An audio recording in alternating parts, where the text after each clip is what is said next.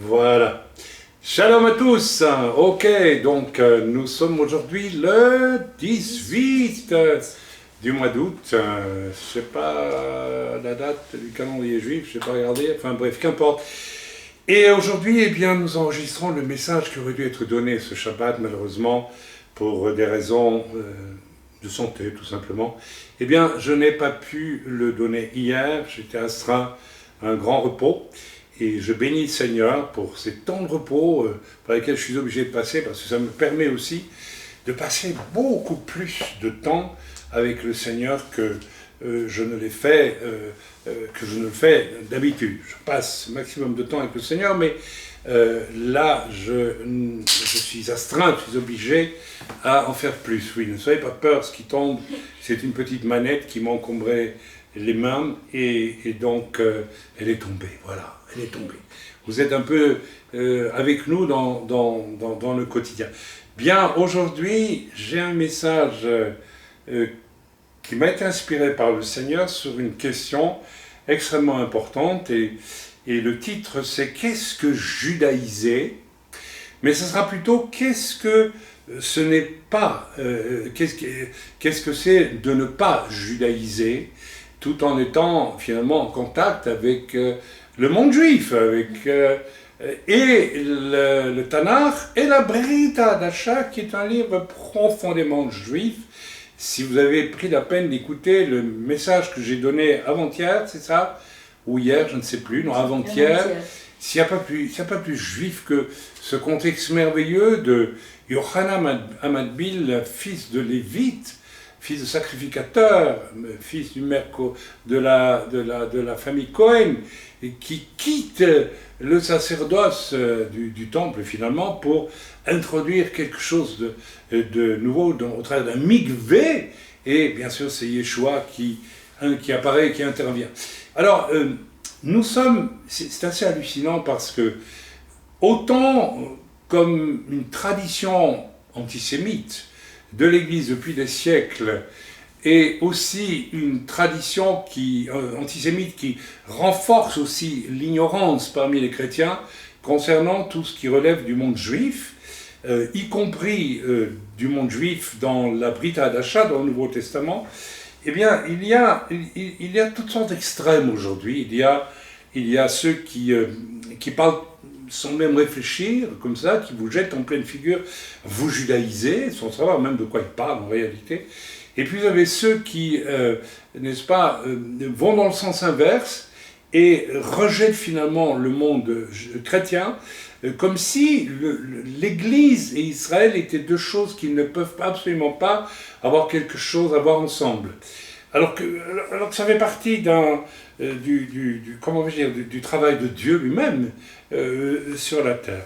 Alors les réseaux sociaux, je ne les aime pas. Je vous dis franchement, je suis honnête avec vous. Moi, je suis un homme de la génération Gutenberg. J'ai étudié les arts graphiques d'ailleurs. Je suis un ami des livres. Et derrière moi, vous pouvez voir aussi des cassettes de films. J'ai été aussi quelqu'un qui a beaucoup étudié avant ma conversion au cinéma. Rassurez-vous, parce que je suis certain qu'il y a des gens qui vont s'amuser à regarder ce qu'il y a comme film derrière moi. Il n'y a rien d'impur, il n'y a rien de mauvais. Il y a des grands classiques du cinéma, et il y a aussi un rayonnage de films pour chrétiens, soyez rassurés, ou concernant Israël. On a ça aussi. C'est juste pour vous mendier un tout petit peu de charité. Et si j'ai affaire maintenant à quelqu'un d'autre qui va dire « Oui, mais vous savez, il regarde des films du monde, ce monsieur-là ». Vous savez, il y a toujours des gens pour vous trouver des problèmes et des puces dans à ce compte-là, vous pouvez aller dans ma bibliothèque qui est énorme ici, qui est énorme en Suisse, qui est énorme en France, et j'y ai même des livres, un rayonnage de livres occultes, et oui, j'ai ça, bien sûr, que j'ai lu partiellement pour y trouver des principes que Dieu voulait que j'utilise pour dénoncer justement les choses occultes. Mais c'est pas pour autant que je suis amateur de livres occultes. Mais voilà, ça c'est pour aller au-devant de tous les... Comment dire, il y a une expression en français, on appelle ça, c'est un peu dur, mais allez, on va dire des pisse-vinaigres. Vous savez, il y a des pisse-vinaigres, des gens qui aiment bien trouver des poux dans l'attention des autres parce qu'ils n'ont plus que ça à faire en réalité. Ce sont souvent d'ailleurs des gens complètement paumés par rapport à leur propre salut, par rapport à leur propre vie chrétienne. Il y a ainsi des personnages, masculins et féminins, qui se font spécialistes pour la traque, comme cela, d'autrui. Alors, on entend sur les réseaux sociaux tellement de bêtises. Et je vous l'ai dit, je suis un homme de la génération Gutenberg et un homme du livre, mais donc aussi un homme qui appartient à une génération qui, avant de s'exprimer, essayait quand même de savoir de quoi elle parlait. C'est-à-dire essayer de s'instruire un peu, de se cultiver dans le bon sens du terme. Je ne parle pas ici d'humanisme, je parle ici de bonne connaissance qui me permet de voir que la Bible est d'une façon toujours supérieure à tout. Mais comment saurais-je que la Bible est supérieure à tout si jamais je n'ai rien lu à part la Bible rose de la comtesse de Ségur quand j'étais une gamine, ou bien Donald Duck quand j'étais adolescent. Bien, alors je crois que le niveau aujourd'hui de beaucoup de croyants, beaucoup de chrétiens, c'est Donald Duck et c'est...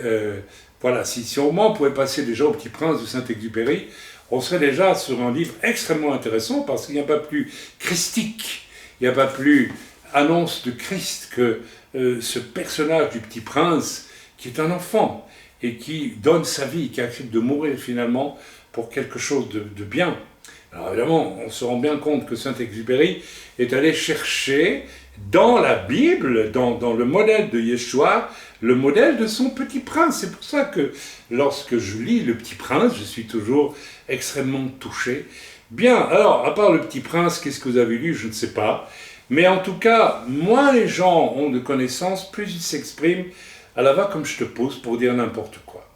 Alors, j'ai eu encore une fois, le privilège d'être avoiné, comme on dit, par un énergumène auquel je pardonne, qui bien sûr me soupçonne de toutes sortes de choses abominables, et l'on sent tout de suite, n'est-ce pas, qu'il y a ces gens qui sont subitement, facilement en contact avec, vous savez, ces gens qui quittent une œuvre ou quittent une église parce qu'en réalité, eh bien, ils refusent la consécration. Si je vous disais que nous avons eu une perte de membres il y a un certain temps, à partir du moment où nous avons mis l'accent sur l'évangélisation dans l'œuvre, et vous savez ce que les personnes nous ont sorti à l'époque? Il est entré un esprit religieux. Le fait de voir évangéliser, c'est religieux. Ça veut dire en fait que ces personnes étaient convaincues que l'église c'est un salon privé où on est bien entre copains et où l'on cultive son petit christianisme salonnard et paisible. Alors ces gens-là, eh bien, il a suffi que l'on décide de mettre un peu plus l'accent sur l'évangélisation, et paf, c'est fini, on s'en va, et on retourne dans le monde, c'est évident, c'est clair, nous en avons les preuves, nous avons les éléments, et bien sûr, l'Église, et moi en l'occurrence, nous devenons des monstres et tout ce qui s'ensuit. Et il se trouve évidemment des énergumènes qui aiment collecter ces choses, et vous n'imaginez pas ce que l'on entend comme presque menace, mais grave, qui me permettrait, si j'étais quelqu'un du monde, de traîner ces gens-là en justice. Ils seraient condamnés pour diffamation, calomnie, voire atteinte à l'honneur d'autrui. Mais bon, je ne le fais pas, puisqu'il semble que ce soit des chrétiens. Alors, quel genre de chrétiens, je n'en sais rien, mais en tout cas, les réseaux sociaux abondent de gens vulgaires, de gens méchants, de gens rapides à critiquer autrui, et toujours derrière l'anonymat d'un nom bizarre, vous savez, qui ne permet pas de vous reconnaître, et ça fleurit partout, sur les réseaux sociaux aussi, aujourd'hui. Et vous savez, nous n'en sommes même plus au stade, dans l'Église, du non-respect des relations bibliques, dont la clé de voûte est l'amour, bien sûr, et le respect d'autrui. Nous sommes montés dans un niveau de chaos aujourd'hui, qui nous mène tout droit, d'abord les gens qui pratiquent ce chaos, à l'apostasie, s'ils ne sont pas déjà des gens apostasiés, et qui vont favoriser une crise de confiance tellement massive dans le monde chrétien, que des masses entières vont prendre le chemin de l'apostasie, parce que n'étant pas capables de traverser tout ce que ces choses génèrent comme doute, comme incrédulité, comme trouble, comme... Vous savez, quand vous écoutez un homme de Dieu et qu'il vous apporte beaucoup et que soudain on vous raconte n'importe quoi sur lui, eh bien, rares sont les personnes qui vont trouver le courage de prier ou de vérifier si ce qu'on dit est vrai, en s'adressant par exemple à la personne déjà. Non, on ne le fera pas. Amen. Alors, les gens qui aiment collecter les choses négatives, c'est très curieux parce qu'ils vont le faire auprès de gens déchus, ou de gens à problème, ou de gens en train d'apostasier tout simplement, retourner dans le monde. Il faut le dire ouvertement.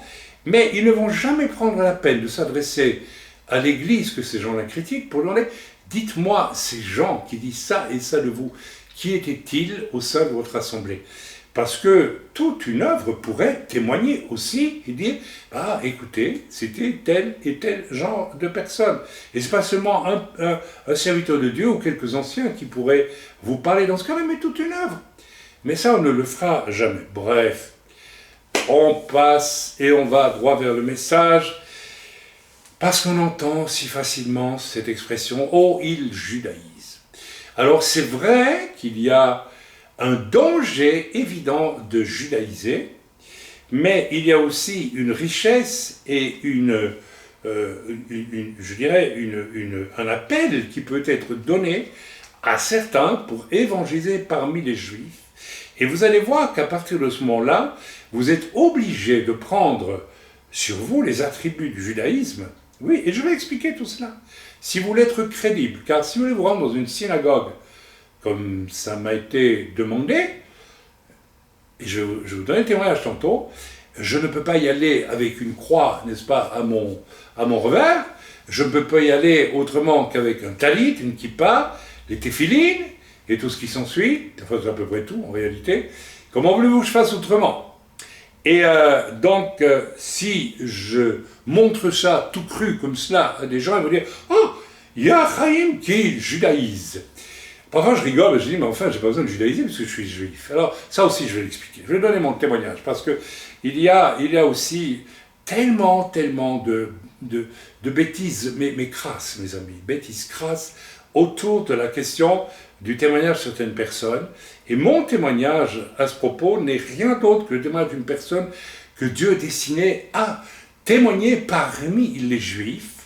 Et c'est la raison pour laquelle le Seigneur a réveillé, bien qu'élevé comme un goy catholique, oui absolument, d'ancêtres juifs qui se sont convertis au catholicisme pour des raisons X, Y, Z, je n'en dirai pas plus, mais Dieu a réveillé ma judéité, non pas dans le but que Chaim puisse vous dire « il est juif », non, mais tout simplement parce que ça avait un but avec ce réveil de ma judéité.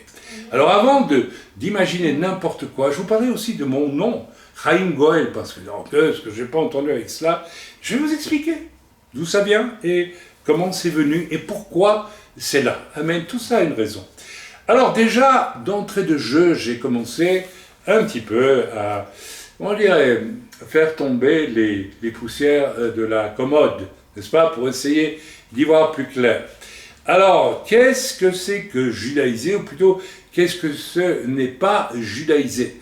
Alors, c'est intéressant comme thème, parce qu'effectivement, si il est important de savoir ce que n'est pas judaïser, il est important aussi, ça sera peut-être d'ailleurs quelque chose que je vais développer plus tard, n'est-ce pas, qu'est-ce que c'est que judaïser et quels sont les dangers de judaïser. Vous me suivez? Soyons bénis. Ok, en cause, en ce qui me concerne, les gens qui répondent l'idée que je judaïse et que je me fais passer aussi probablement pour ce que je ne suis pas, etc., n'est-ce pas, parce que mon nom d'origine, eh bien c'est un nom, figurez-vous, normand, typiquement viking. Mon père s'appelait Roger Angot, A-N-G-O-T, non mentionné. Mais vous savez, on n'a pas qu'un nom de famille, on a des grands-parents aussi, et voire des grands-mères, et un peu plus haut. Et puis, du côté de ma mère, c'est le même problème. On a quelques noms qui sont pas mal non plus. J'ai aussi épousé une femme en ignorant complètement qu'elle était d'origine juive, élevée dans une famille athée, tout simplement, et qui a découvert que j'ai épousé, n'est-ce pas, sur une espèce de direction de Dieu, une espèce de coup de folie, qui n'était pas un coup de folie raisonnable, il y a tant d'années maintenant, en la rencontrant, et puis qui a découvert elle-même, voici 3 ou 4 ans, 5 ans, au travers d'un travail, comment on appelle ça, généalogique d'un de ses cousins, puisque ma famille provient d'une famille noble, liée à toutes les familles royales d'Europe d'ailleurs. Bon, ben c'est comme ça, elle s'en fiche complètement, moi aussi, mais en plus de cela, eh bien, ce cousin a découvert, jusque dans les années 1500, près de 300 non-juifs associés, n'est-ce pas, par mariage et filiation de toutes sortes avec toutes ces familles nobles. Donc ma femme est juive et elle ne le savait pas jusqu'à ce qu'elle... voilà. Alors, vous savez, il n'y a jamais de hasard. Si Dieu a voulu que cette femme, élevée dans l'athéisme et dans l'ignorance totale de ses racines juives, les découvrit après sa conversion, et moi de même, c'est qu'il y avait un discours. Alors, le discours, c'est pas de vous expliquer que nous sommes d'origine juive. On s'en fiche. Vous voyez ma kippa, je la mets, je l'enlève. C'est juste un outil. C'est rien d'autre que ça. Amen. On s'en fiche.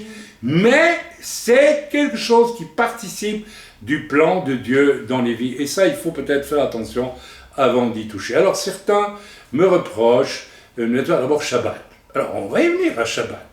Bien. Puis on va avoir des surprises, parce que l'Écriture nous dit quand même des choses étonnantes avec Shabbat.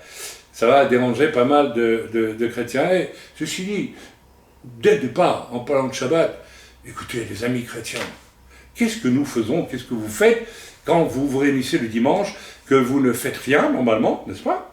Et que vous lisez la parole, que vous priez, que vous louez le Seigneur dans vos églises. Vous faites exactement ce que font les Juifs à Shabbat. Ils ne travaillent pas, ils se réunissent dans les synagogues, ils prient, ils louent le Seigneur de la même façon. Vous faites Shabbat le dimanche, en réalité. Alors arrêtez de nous ennuyer avec, n'est-ce pas, l'authenticité biblique du dimanche qui remplace, paraît-il, le Shabbat. On y viendra tantôt, ce n'est pas l'essentiel tout ça. Ce qui compte pour moi, c'est ce que tu vis dans ton cœur. Que tu te réunisses le dimanche, tu te réunisses le Shabbat, eh bien, ce que tu vis dans ton cœur. Et si l'Éternel met dans ton cœur de faire Shabbat, fais Shabbat. S'il ne te le met pas au cœur, ne le fais pas. En tout cas, moi je sais que depuis des années, le Seigneur, alors que j'étais un bon pasteur pentecôtiste, classique, pentecôtisant, dirons-nous, eh bien, avec costume, cravate, et église évangélique typique, avec ces versets bibliques au mur, et tout ce qui se fait, on m'a dit, ben voilà, maintenant tu fais Shabbat, et nous avons fait Shabbat, et ça a été le déclenchement de quelque chose d'important, parce que dans la temporalité, dans la ligne temporelle de mon ministère, il fallait préparer le retour en Israël, tout simplement. Et il fallait donc que je commence à vivre dans une compréhension de ce qu'est le judaïsme. Et nous allons voir que l'apôtre Paul lui-même, Jésus lui-même, les apôtres eux-mêmes, eh bien, vivaient dans cette osmose du milieu juif pour pouvoir y évangéliser, tout simplement.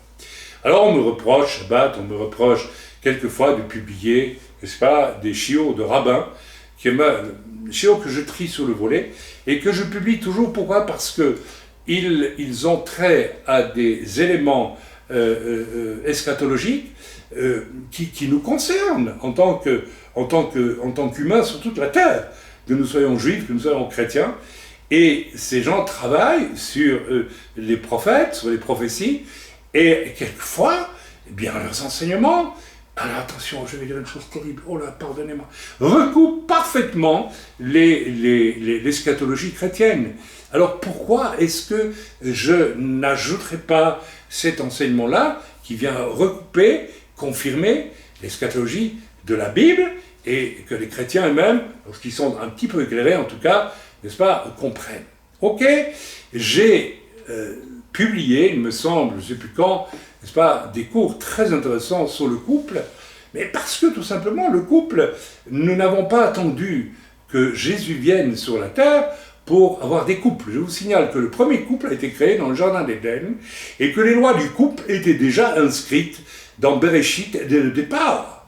Et, n'est-ce pas, on peut très bien imaginer que quelques rabbins ont une connaissance des lois du couple biblique qui sont tout à fait intéressantes à ajouter à nos propres enseignements, puisque moi-même, j'ai beaucoup enseigné, j'ai édité un livre qui a été d'ailleurs piraté, hein, je le sais, par certains prédicateurs qui sont permis de prêcher ce livre en public sans prendre la peine d'énoncer l'origine de leur source à ce niveau-là, mais qu'importe. Vous connaissez cet enseignement, c'est le séminaire sur le couple et qui s'est traduit au travers d'un livre qui s'appelle Echad. Bien, mes amis, ces choses dont je vous parle, il s'agit tout simplement là de culture.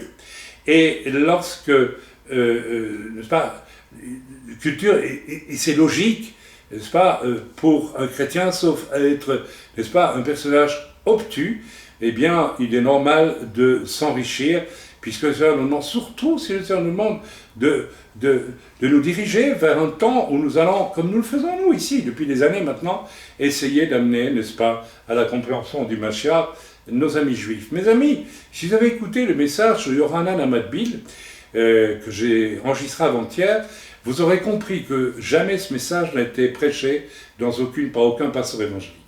Et de la vision d'un Jean-Baptiste, genre de, comment vais-je dire, d'idéaliste un peu hippie, comme ça, sorti du désert avec sa peau de mouton, eh bien, on passe à toute autre chose de beaucoup plus fort, de beaucoup plus riche, et ça, mes amis, sans une préoccupation du contexte juif de la vie de Yohanan Amadbil, jamais ça n'aurait été révélé. Ça a été révélé. Il en est le même pour Yeshua, mes amis. Il y a beaucoup de choses dites par Yeshua que la plupart des chrétiens ne comprennent pas, ou comprennent d'une façon obtuse ou très limitée, parce qu'ils ne connaissent pas ni le contexte, ni finalement le fait que Yeshua était juif. Amen. Voilà. Mais en ce temps, comme jadis, le fanatisme religieux le plus, je le dis franchement, hein, le plus idiot l'emporte, camouflant très mal d'ailleurs des intentions souvent malsaines, de médisance, voire de calomnie, glanées d'ailleurs et renforcées souvent par des membres déchus. Je n'ignore pas que les personnes qui ont fréquenté notre œuvre et qui ont très bien compris le contexte judaïsant, pas judaïsant du tout, de ce que nous vivons, n'est-ce pas, et qui a toujours été très biblique. Combien de fois n'ai-je pas dit à nos membres, nous fêtons Pessah, nous fêtons Shabbat, mais nous ne fêtons pas systématiquement les fêtes juives tant que l'Éternel ne nous le montre pas. Et nous avons vécu, et j'ai donné ce témoignage moult fois, des expériences étonnantes où, choisissant, sans nous rendre compte, à la date d'une fête juive, de pratiquer quelque chose de très spécial en matière de combat spirituel ou d'évangélisation, nous réalisions qu'il y avait une espèce de puissance qui se répandait, n'est-ce pas, sur notre travail, et il y avait comme par hasard un croisement avec la date de la fête juive. Je ne crois pas qu'il y ait de hasard dans ces choses. Bien, mais évidemment, quand on a vécu tout cela et qu'on a vu à quel point l'Esprit de Dieu a été à l'œuvre, on préfère dire, voilà, il judaïse, n'est-ce pas? Alors que ce n'est pas vrai. Alors, qu'est-ce que c'est que judaïser, n'est-ce pas, voilà, qu'est-ce que c'est que judaïser? Alors, finalement, dès que j'ai commencé à préparer ce message, n'est-ce pas, qui va seulement être un message que je vais donner en deux parties, eh bien, nous devons tout simplement nous en référer à une écriture dans Acte 15. Alors, je vais demander donc à nos Tunisiennes qui sont là et à ceux qui sont là de chercher dans leur Bible, et puis, voilà, etc. Bien, donc, Acte 15, verset 1. Acte 15, verset 1. Alors, j'y vais et je vais le lire et nous allons ensemble, peut-être Elisheva va pouvoir le lire, mais à haute et très intelligible voix, je regarde quand même. Non, allez, je vais le lire parce qu'il y a un long passage. Quelques hommes venus de Judée, donc des Juifs, C'est à l'époque des actes ici, enseignait les frères en disant, si vous n'êtes circoncis selon le rite de de Moïse, vous ne pouvez être sauvés. Là, nous avons le verset clé où l'on pourrait dire ça, c'est faire judaïser. C'est-à-dire renvoyer à la loi sans laquelle on ne peut être sauvé. C'est ça, judaïser. Alors, je m'empresse de dire que si aujourd'hui, et j'y vais franco là, dans bien des milieux, même messianiques, on ne va pas aller jusque-là, on est sur la pente qui mène là. Donc vous voyez, je suis le premier à être sévère et critique. Et tout se tient dans le cœur, mes amis, et dans les intentions, parce que il y avait une impureté dans le cœur de ces hommes, c'était des menteurs, dans la mesure où ils savaient eux-mêmes qu'il était impossible de respecter parfaitement la loi. Chercher à l'imposer à autrui est un mensonge, est une hypocrisie terrible.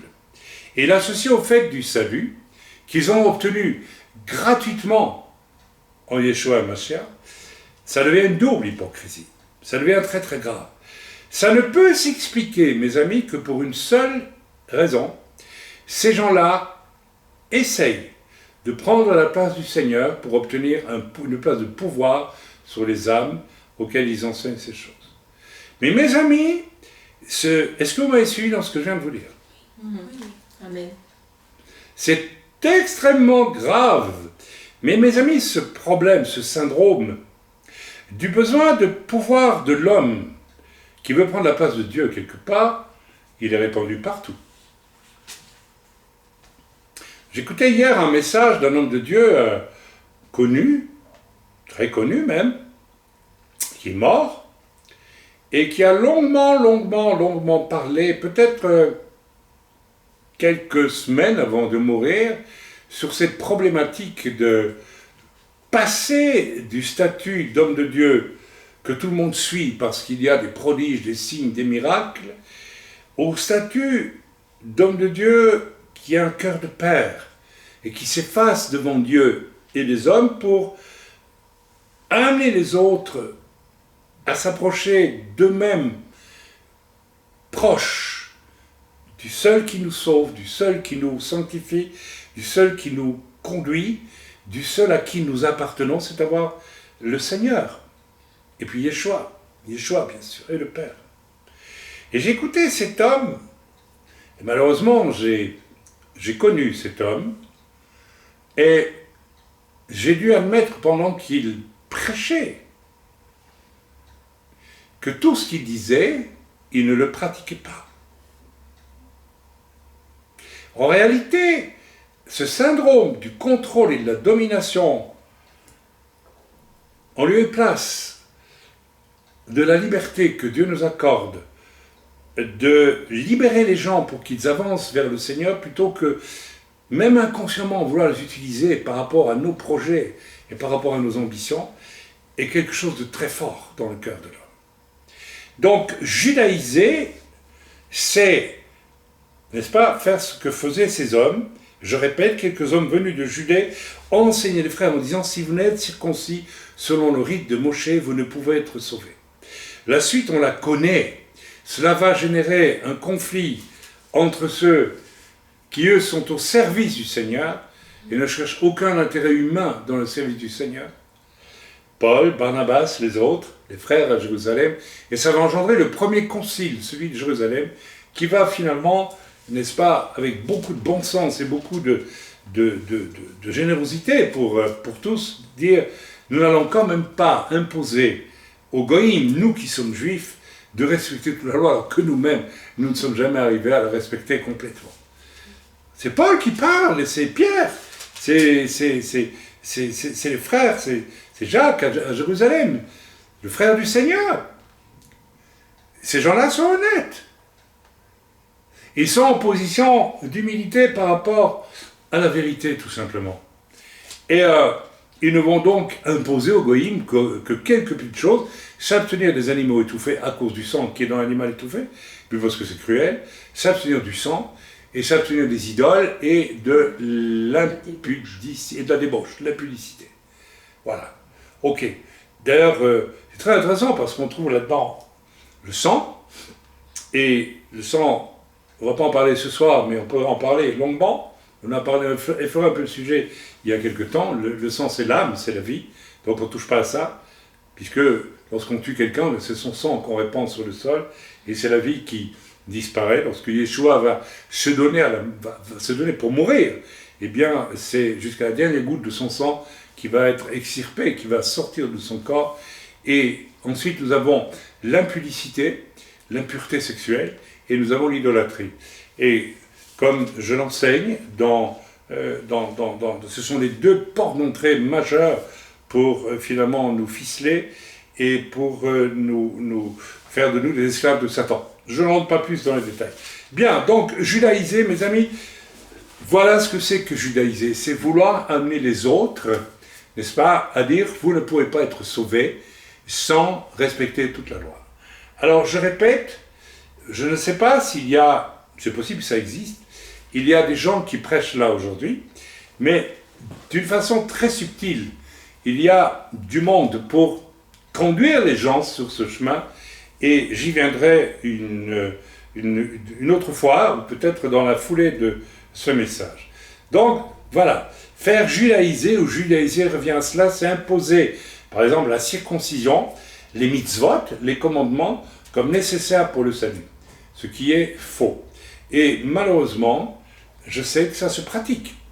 Ça se pratique, parce que si nous sommes appelés à connaître les mitzvot, voire à circoncire, à être circoncis, ou faire circoncire quelqu'un, ça ne peut être que dans le cadre, et attention, je sais de quoi je parle, parce que Paul lui-même va circoncire Timothée pour être crédible parmi les Juifs. Donc, Paul interdit clairement la circoncision, sous peine de perdre carrément son salut, mais en même temps, Paul, arrivant parmi les Juifs, va circoncire Timothée, qui n'est pas circoncis, parce que par rapport au contexte juif, il faut être crédible. Il faut y aller. Amen. Alors, vous voyez qu'il y a deux possibilités, il y a deux façons de voir les choses qui ne se contredisent pas du tout dans ce cas-ci. Mais judaïser revient à dire à quelqu'un, alors que ce n'est pas nécessaire, tu dois être circoncis, tu dois respecter le mitzvot, autrement, tu n'es pas sauvé. C'est faux. Alors, je répète et j'insiste, beaucoup ne vont pas jusque-là de manière ouverte, franche et directe, comme ces énergumènes de Acte 15, qui sont des gens corrompus en réalité, mais ils glissent lentement mais sûrement vers cette espèce d'apostasie. En dehors de cela, mes amis, en dehors du fait de vouloir ajouter la loi, n'est-ce pas, au salut pour être sauvé, eh bien, rien n'interdit à un juif ou à un non-juif de s'intéresser ou même de pratiquer quelquefois la loi, si Dieu l'y conduit pour être un témoin parmi les juifs. Alors, attendez, avant de hurler, avant de dire que je dis des hérésies, je fonde tout sur l'écriture. Et je vais vous donner deux exemples que j'ai vécus personnellement, et vous me direz après, et puis je vous parlerai de Paul, bien sûr, de ce qu'il fait avec, n'est-ce pas, Timothée. Eh bien, je me souviens, à l'époque, je vivais en France, j'exerçais le ministère au refuge, et bien, un jour, dans une réunion de prière, je reçois une vision très très claire, je vois le mur, le kotel, à Yerushalayim, et je vois une lampe qui sort du mur, une lampe à huile, en or et en argent. Or, l'or et l'argent, pour moi, mêlés, représentent quelque chose de la gloire de Dieu. Et je sais que cette lampe à huile est remplie d'une huile extraordinairement, comment on peut dire, une huile qui ointive, comment peut-on dire, mon français, une huile qui a une capacité d'onction. Excusez-moi, mais mon français commence parfois à dévier un petit peu. Vous savez, on a eu quand même presque 20 ans en Israël, et à force d'entendre parler hébreu, alors c'est bien. Déjà, j'ai pas pris trop l'accent, donc c'est une bonne chose. Bref, je reçois cette vision, et c'est prié, c'est prié, c'est prié, et il est confirmé que je dois me rendre à Yerushalayim, au mur, au Kotel, pour y prier en langue. Alors, bien, c'est la seule indication que j'ai, et le Seigneur me dit, tu iras au Kotel, tu prendras un talit, tu prendras ta kippa, tu traverseras Yerushalayim, et tu iras au Kotel pour prier en langue, mais à haute voix, pas tout bas, tout bas, tout bas. Alors imaginez-vous, quand vous êtes au Kotel, il y a quoi, 300-400 juifs peut-être qui sont là, peut-être un peu moins, je ne sais pas, et vous vous approchez du mur, vous trouvez une place entre deux personnes, et puis vous commencez à prier en langue le Seigneur. J'aime autant vous dire que j'avais, on peut dire cela, le frosomètre qui était à 200 000. Hein, je me suis dit, oh là là, je vais me prendre de sérieux problèmes.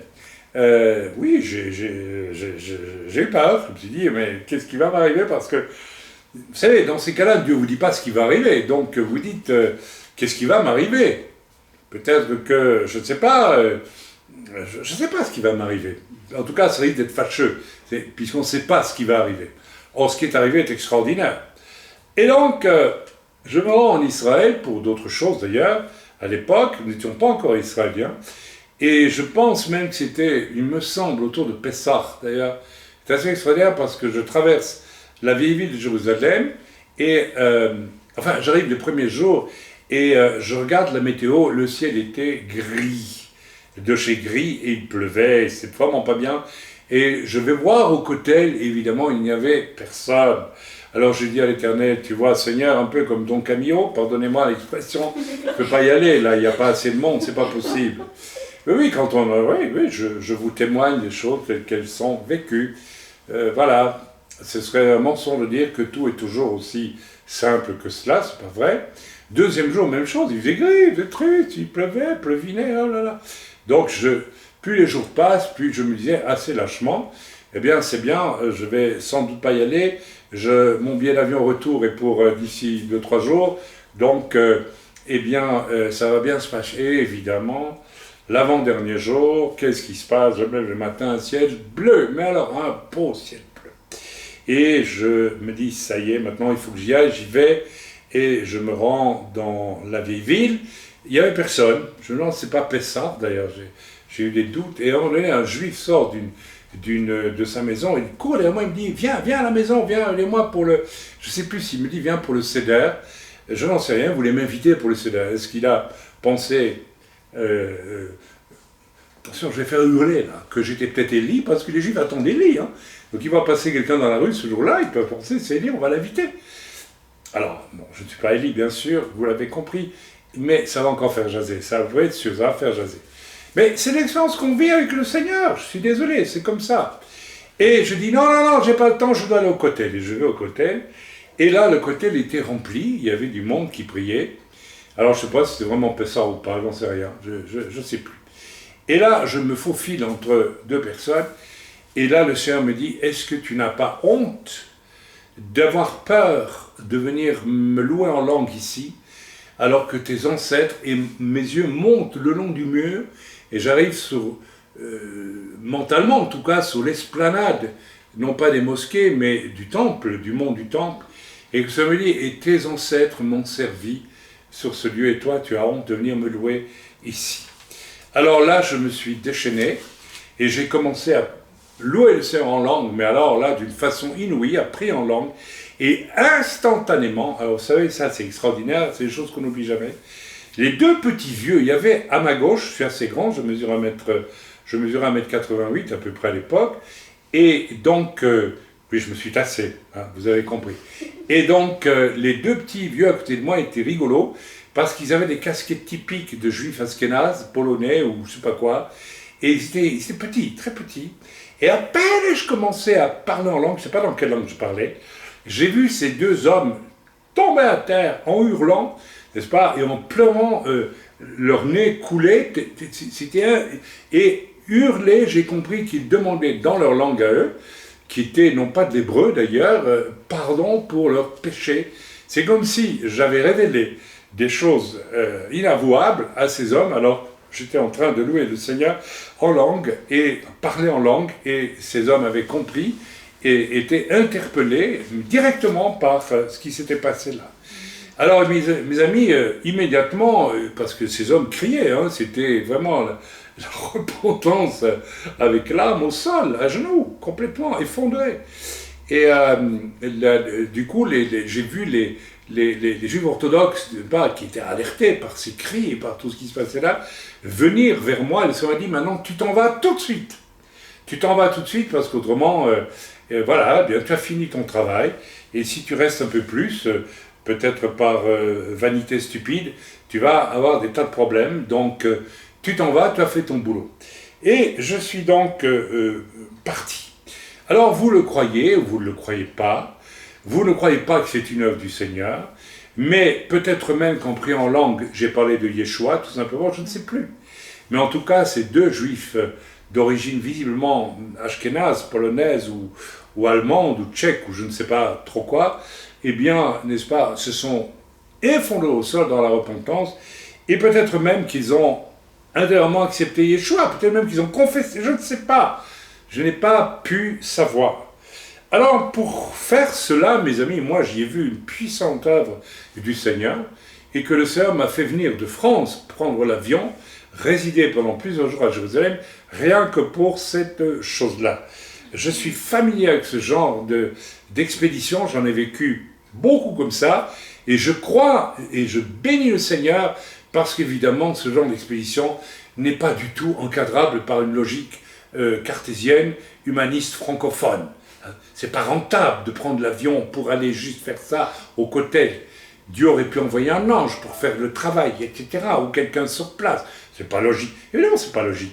Mais vous savez, notre Dieu n'a rien à voir avec notre fichue logique. Dieu est un Dieu extraordinaire, et si je dois parler un jour, témoigner du ministère que Dieu m'a fait vivre, je n'ai vécu que des choses comme celle-là, tout à fait illogiques, mais j'aime mon Dieu qui n'est pas logique.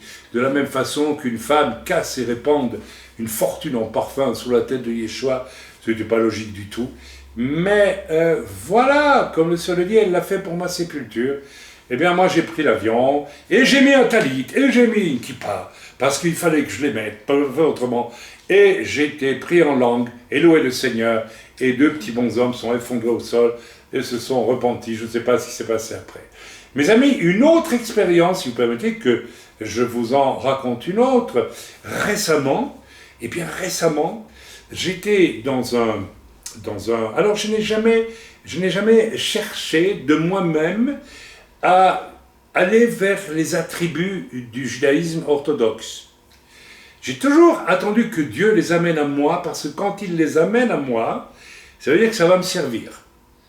Donc vous voyez, je ne suis pas du tout le genre d'homme qui se précipite dans ces choses pour les assimiler, parce que je ne vais pas les assimiler en dehors du fait que je vais en avoir besoin. Et pas du tout par vanité ou par je ne sais quel orgueil spirituel qui me ferait basculer dans une judaïsation, justement. Vous voyez, la limite entre non-judaïsation et judaïsation, elle est dans votre cœur. Je ne cherche pas à pratiquer quoi que ce soit. Et par exemple, je n'avais jamais mis les téphilines. Vous savez, les téphilines, c'est ce qu'on met, la boîte qu'on met là, et puis qu'on met au bras. Et à Jérusalem, vous avez plein de gens qui vous proposent des téphilines. Quand j'ai pris l'avion, quelquefois, on est venu presque me supplier de mettre les téphilines. Et j'ai refusé. J'ai dit non, je n'ai pas la conviction de mettre les téphilines. Et souvent, le juif qui me prenait vraiment pour un juif, pourtant, bien, il me dit, mais je ne comprends pas pourquoi je peux mettre les téphilines. Je dis, parce que je n'ai pas la conviction. C'est pas le temps pour moi de mettre les téphilines. Il me regardait, les abasourdis. Mais enfin, c'est pas de sens, on les met tout le temps. Mais moi, c'est pas tout le temps. Et j'étais dans un restaurant, pas un restaurant, non, je ne vais pas au restaurant, soyez rassurés, je ne dépense pas mon argent dans des restaurants somptueux. On y va 2 fois par an pour manger une bonne viande, un bon restaurant généreux, n'est-ce pas, pour un prix modique à Yerushalayim. Mais je n'ai rien à justifier. Mais que Dieu soit béni, que Dieu soit loué pour l'accueil chaleureux que nous trouvons dans cet endroit. Et donc j'étais allé faire des courses dans ce qu'on appelle un mall, un canyon ici. C'est un centre commercial, hein, à plusieurs étages. Et nous allions bien, je ne sais plus trop quoi. Et puis, quand on a terminé nos courses avec mon épouse, je dis tiens, on va aller boire un café, je suis un peu fatigué. On s'assied à côté de moi, il y avait un juif orthodoxe avec son épouse. Et soudain, il me regarde et il me tend les téphilines. Il dit est-ce que vous voulez mettre les téphilines? Et l'Esprit de Dieu me dit oui, fais-le. Ok. Alors, j'ai mis les téphilines, il m'a appris à mettre les téphilines. J'ai prié et mes amis, ma femme s'en souvient, il est descendu du ciel quelque chose sur moi d'incroyable.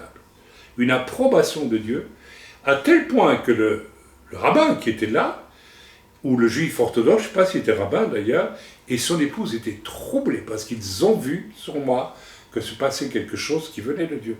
Et ils ont dit, nous n'avons jamais vu une manifestation de Dieu, ils ont dit de Dieu, comme celle-là pour quelqu'un qui met les téphilines. Ça voulait dire quoi? C'est pas les téphilines qui étaient importants. C'est que tout simplement Dieu m'avait dit, maintenant tu apprends ce que c'est que mettre les téphilines, parce que tu vas en avoir besoin pour aller faire quelque chose parmi mes copains juifs ici qui n'ont pas encore découvert qui était le Messie. Résultat des courses, je suis à partir de là intimement convaincu de plus en plus que je dois effectivement aller à la découverte de tous ces éléments parce que Dieu va m'utiliser parmi eux, tout simplement. C'est pas plus compliqué que ça. Amen. Amen. Donc, dernièrement, il y a déjà pas mal de temps, tu vois, un ami, c'est un ami auquel nous avons témoigné en long, en large, qui est très troublé d'ailleurs, et qui est un juif religieux, je ne dirais pas de quelle tendance, pas important, qui a compris au fond de son cœur que son légalisme thoraïque est fatigant et ne conduit qu'à quelque chose qui vit sur soi-même et qui est troublé par notre témoignage et par ce que nous lui disons concernant Yeshua. Voilà que des liens se sont tissés, créés par Dieu et qui ne sont pas d'amitié strictement humaine, il y a autre chose. Il y a une espèce d'attirance réciproque qui est créée par Dieu et voilà que cet homme me demande à moi, même pas à à mon épouse, nous avons bientôt dans ma famille une bar mitzvah, c'est-à-dire, vous savez ce que c'est qu'une bar mitzvah, je ne vais pas rentrer dans les détails, et je vous invite à la bar mitzvah. Et j'ai dit ce jour-là à cet ami, juif religieux, mais tu sais en quel nom je crois, et tu sais en quel nom je vais même prier si je viens dans cet endroit? Il m'a dit, je sais, c'est pour ça que je t'invite. Il me l'a dit comme ça. Qu'est-ce que ça veut dire? Je ne sais pas. Alors nous sommes allés à la bar mitzvah avec un magnifique talit, j'ai acheté un nouveau talit d'ailleurs, pour faire honneur à mes amis. J'ai mis ma plus belle kippa, à l'époque j'avais mes cheveux, donc ça passait, et je suis allé à la synagogue avec tout l'attirail, n'est-ce pas? Et alors que j'étais assis au fond, eh bien, tous mes amis juifs orthodoxes priaient comme il le faut pour, n'est-ce pas, le rituel habituel de la bar mitzvah. Le rabbin et le jeune adolescent qui allait devenir bar mitzvah, fils des mitzvot, de la loi, des commandements, eh bien, étaient sur la bima et se préparaient. Et moi, j'étais derrière, j'étais assis à l'entrée de la synagogue, et je ne dirais pas laquelle, pour ne pas créer de trouble parmi mes amis juifs. Et à un moment donné, le Seigneur m'a dit, maintenant tu pries. Tu pries en langue, et tu me pries. Et ta prière va attirer quelque chose d'une présence de ma grâce dans cette synagogue. Alors dans ce lieu où je voyais un rabbin qui n'avait qu'une chose, c'était un jeune rabbin, en finir le plus vite possible, parce qu'il était tout simplement un peu lassé de répéter déjà toujours les mêmes prières depuis X temps, et un jeune qui était visiblement beaucoup plus intéressé à aller voir le plus vite possible son iPod, je ne sais pas quoi, téléphone, et puis des braves amis juifs qui récitaient leurs prières comme on les récite depuis si longtemps, et puis qui au fond se disent pourvu que ça passe, parce que voilà, et puis c'est bien comme ça, elle aura fait sa bar mitzvah, on est tranquille, on est cachère, on est en or, on pourra dire à toute la famille, ça y est, le fils, il est bar mitzvah, formidable, alléluia. C'est comme pour les catholiques, hein, voilà, le petit a été baptisé Youpi, on est des bons chrétiens. C'est du même ordre. Et voilà que je prie dans cette atmosphère éclectique, où on s'ennuyait quelque part. Et où entre deux prières, je voyais des amis qui allaient discuter les uns avec les autres. Et c'est très rigolo, hein, parce que ça me rappelle ce que je voyais dans les églises catholiques quand j'étais jeune, où vous aviez des paysans qui discutaient du prix de la vache et du cochon pendant que le prêtre faisait sa messe. Ah oui, c'est la même chose. Oui, on prie, mais bon, de temps en temps, on va discuter, dis donc, ceci, cela. Hein? Ben oui, bien sûr. Et voilà que je me mets à prier en langue et à adorer le Seigneur, et il descend une atmosphère très spéciale de paix et de grâce. Et le Seigneur m'a dit, je vais leur faire sentir, je commence à les préparer pour comprendre ce que c'est que ma grâce, ce que c'est que ma paix. Ils n'ont pas ma paix. Je t'ai délégué pour ce moment dans la synagogue, pour ça, pour que tu puisses faire cela. Et c'était tellement fort que mon épouse, avec l'épouse de notre ami et ceux qui étaient à l'étage, les femmes étaient au-dessus, ont ressenti que quelque chose descendait dans la synagogue d'absolument inusuel, de doux, de bon et de profondément gracieux. Et c'était tellement fort que le rabbin que je voyais de dos à 3 mètres de moi, puisque moi j'étais en dessous et lui était sur la bima, à un moment donné s'est tourné avec une violence de geste incroyable vers moi, il m'a regardé en me foudroyant du regard, comme s'il sentait qu'il venait quelque chose de cet homme-là, moi en l'occurrence, qui n'était absolument pas habituel. Il m'a longuement regardé, et puis il a tourné le regard et il est reparti dans son rituel. Mais il est descendu là quelque chose. Alors voilà, vous allez dire, mais c'est pas grand-chose. Attendez, nous ne savons pas comment Dieu travaille, Dieu prépare doucement les cœurs. Vous savez, quand je réfléchis à toutes les années, à toutes les expériences que j'ai connues avec Dieu, bien que j'étais perdu, qui m'ont préparé pendant 33 ans pour arriver au salut, je suis persuadé que Dieu veut nous utiliser, nous aussi, n'est-ce pas, de manière très particulière pour préparer la venue au salut de ceux qui nous entourent. Voici donc 2 témoignages de la raison pour laquelle on peut aller vers les attributs du judaïsme pour les utiliser dans un contexte juif qui va ouvrir la porte tout doucement, n'est-ce pas, à la vérité en Yeshua HaMashiach. Vous voyez que nous sommes très loin du fait de judaïser pour judaïser ici. Si nous lisons maintenant dans Actes 21, 17 à 26, n'est-ce pas, ce que Paul a fait, j'espère que je ne me suis pas trompé, parce que j'aurais voulu citer le passage où il est clair que Paul va circoncire Timothée, qui est de père grec, si j'ai bon souvenir, ou de mère grecque, je ne sais plus. Alors, est-ce que nous y sommes donc? C'est Actes 21, 17 à 26. Oui, alors voilà. Ah ben non, c'est pas cela, mais c'est quelque chose du même ordre. Lisons ensemble. Lorsque nous arrivâmes à Jérusalem, les frères nous reçurent avec joie. C'est Paul qui parle ici. Le lendemain, Paul se rendit avec nous chez Jacques. Et tous les anciens, donc Jacques c'est le frère de Yeshua, et tous les anciens s'y réunirent. Après les avoir salués, il raconta en détail ce que Dieu avait fait au milieu des païens par son ministère.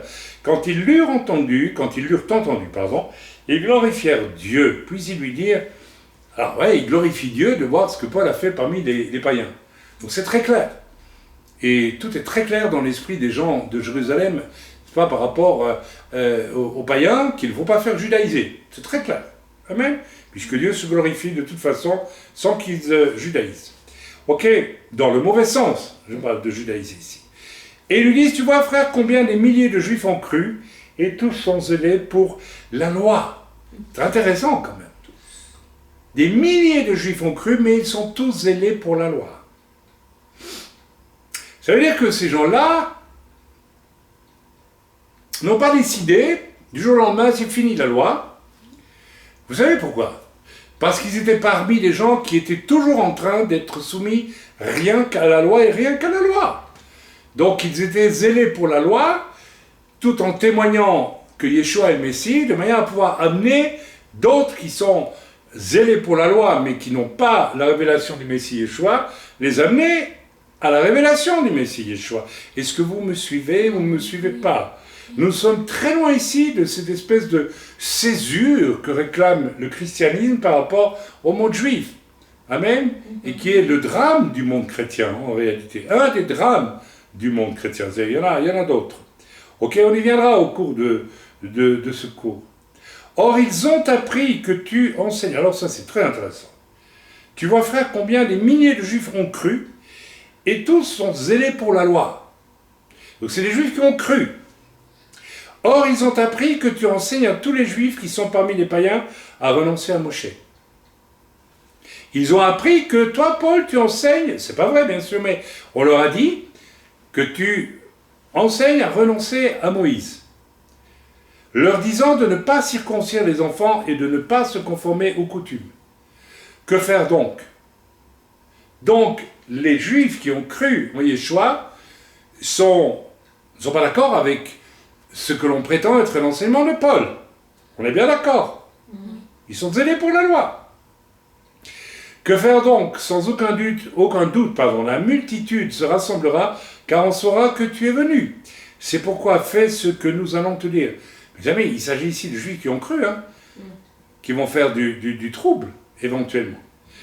Alors, c'est pourquoi, ce sont les anciens de Jérusalem, c'est pas n'importe qui vont dire à Paul ceci. Ok, c'est pourquoi fais ce que nous allons te dire. Il y a parmi nous 4 hommes qui ont fait un vœu. Prends-les avec toi, purifie-toi avec eux. De quelle façon? En faisant un mikvé, mes amis. Ok? Et pourvoir à leurs dépenses, afin qu'ils se rasent la tête. C'est un rituel juif de naziréat ou de purification pour le naziréat. On est en plein judaïsme ici. Et ainsi tous sauront que ce qu'ils ont entendu dire sur ton compte est faux, mais que toi aussi tu te conduis en observateur de la loi.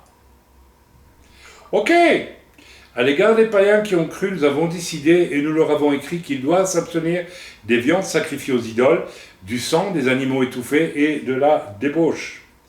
Alors Paul prit ces hommes, se purifia, il a fait un mikvé, et pourtant Paul a été baptisé, il a reçu le baptême chrétien en Yeshua, il l'a reçu le mikvé en Yeshua.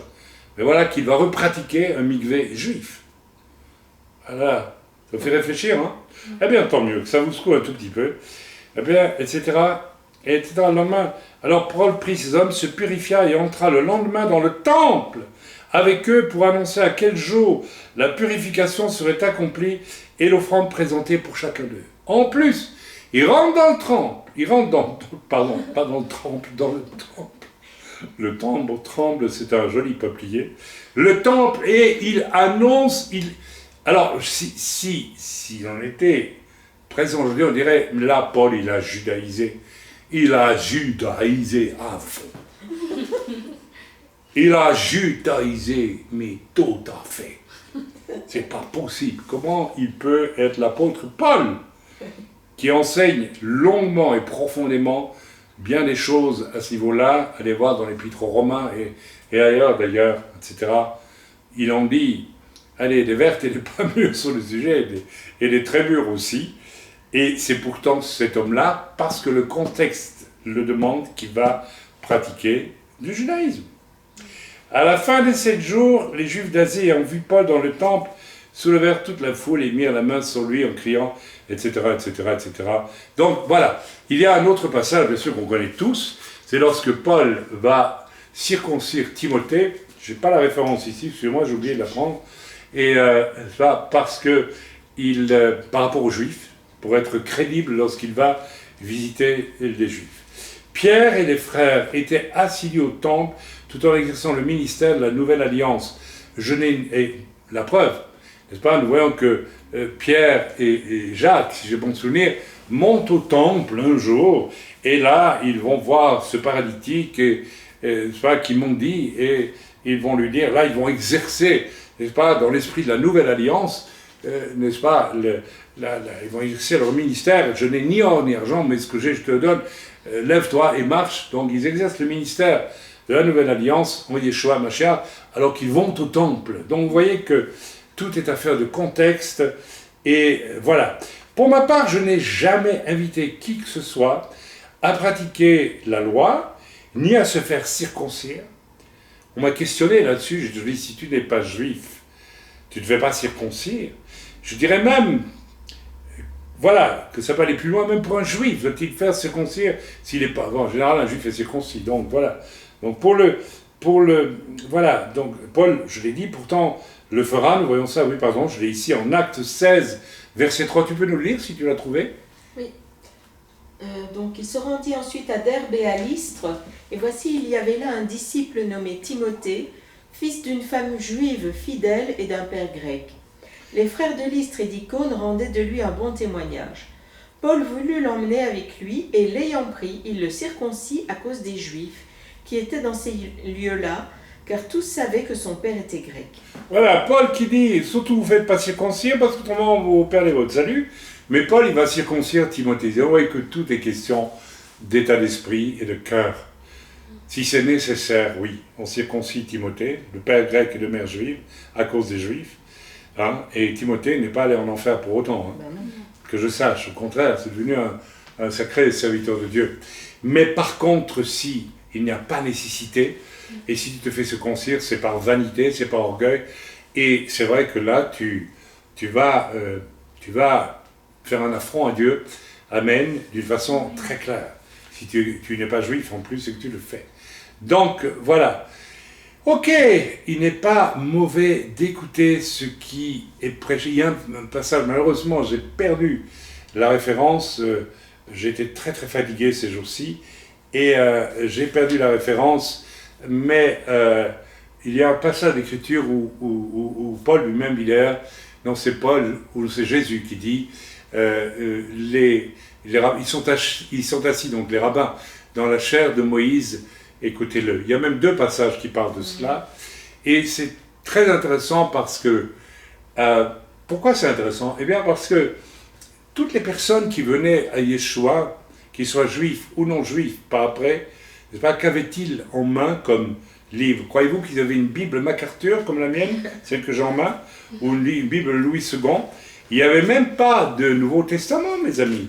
Il y avait simplement ce que les rabbins enseignaient et que les apôtres ont utilisé eux-mêmes pour parler, n'est-ce pas, à travers tout ce qu'on peut trouver dans le Tanakh, n'est-ce pas, qui réfère à la venue et à la sacrificature parfaite de Yeshua Mashiach.